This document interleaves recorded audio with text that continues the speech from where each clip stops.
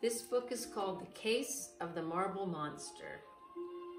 It's a book that my sisters and I had when we were little, and we've kept it all these years and read it to William and Jane and Helen. And it's stories about Judge Ooka, a legendary judge in Japan, in old Japan, probably 1600s maybe. It's several different stories, so I'll just read them one at a time. They're comical, they're funny. Ooka and the Pups' Punishment. One day a little boy came to Ooka's gate. He was about 4 years old and poorly dressed. His face was streaked with tears, and in his arms he carried a tiny dog. Ooka's servant was going to send him away, but the judge prevented it. "Find out what is troubling the child," he said. "My lord, he will not tell me," replied the servant. "He is too shy to talk." "Nonsense," said the judge. "You simply do not know how to handle children. I will talk to him myself." But he had no more success than the servant. "I'm sure the boy has been mistreated," said Ooka. "It is my duty to find out who is to blame and see that justice is done." "But Lord Ooka," said the servant, "if the child will not talk, how can you help him?" "A great judge does not shirk responsibility because there are difficulties," replied Ooka severely. "Emma-sama, Lord Judge of Souls, forgive me for immodesty, but I consider myself a great judge, so I must resolve this matter." He looked at the child thoughtfully. Ooka noticed that the back of the boy's kimono was decorated with a family crest, as was often the custom in Japan. "That is the crest of Yasuki, the shopkeeper," he said. "This must be Yasuki's son. Koichi, go bring the father here." The servant did not have far to search. He found Yasuke with the tea merchant, Hanbei, at the corner. They had been pursuing the little boy and had almost caught up with him when he entered Ooka's gate. "Ah, my lord, my son did wrong to disturb you," said the shopkeeper. "Please accept my humble apologies." "I'm not interested in your apologies," the judge replied sharply. "I want to know why your son came to me for help. If he has been mistreated, I will see that justice is done." "Justice?" Hanbei, the tea merchant, interrupted. "Lord Ooka, it is I who need justice, not Yasuke's son, Koichi. I was passing Yasuke's shop when that vicious dog the boy is carrying rushed out and tore my fine new hakama, my fine new robe. The dog must be destroyed. That is the law." "My lord," Yasuke said sadly, "I know that is the law. That is why I was pursuing my son. He loves the dog and was trying to protect it. I will punish him for disturbing your honorable honor."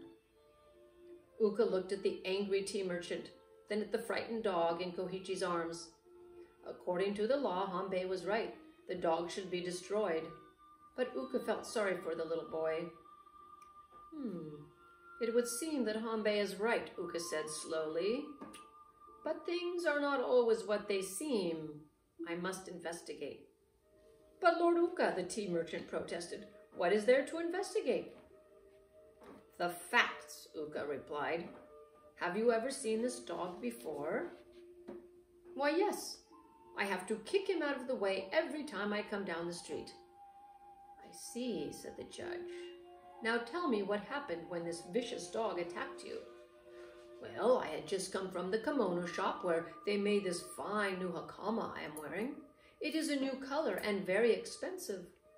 On my way home, this rude son of Yasuke bumped into me, so I gave him a hard kick to teach him a lesson. Children must be taught discipline." "Of course," said Ooka. "Please continue." "Then I stepped over to my gate, which is next door to Yasuke's shop. It was then the dog attacked me. Look, honorable honor, you see where he tore my new green hakama."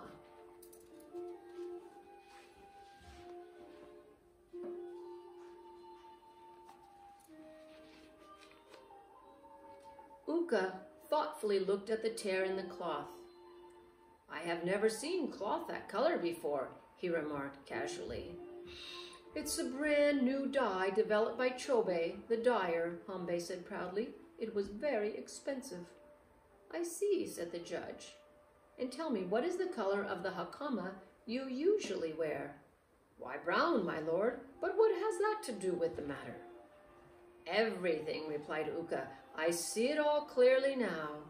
The dog is used to seeing you in a brown hakama. Naturally, he did not recognize you in your new colors. He thought you were a thief trying to enter the house of the Honorable Hambei. Being a good neighbor, he attacked you.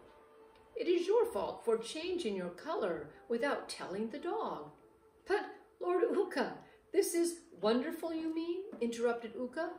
"I think so myself. The dog must be rewarded. Give him something." Hambei was a rich man, but very mean.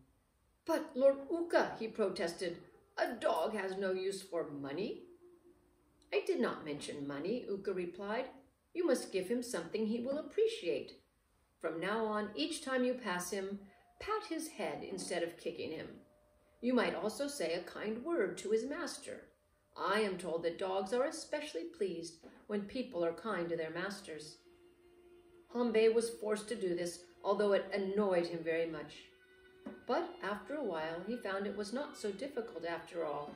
He came to like the little boy and the dog, and in time, all three became the best of friends. Right at the end? Come here. Come here. Did you like that story?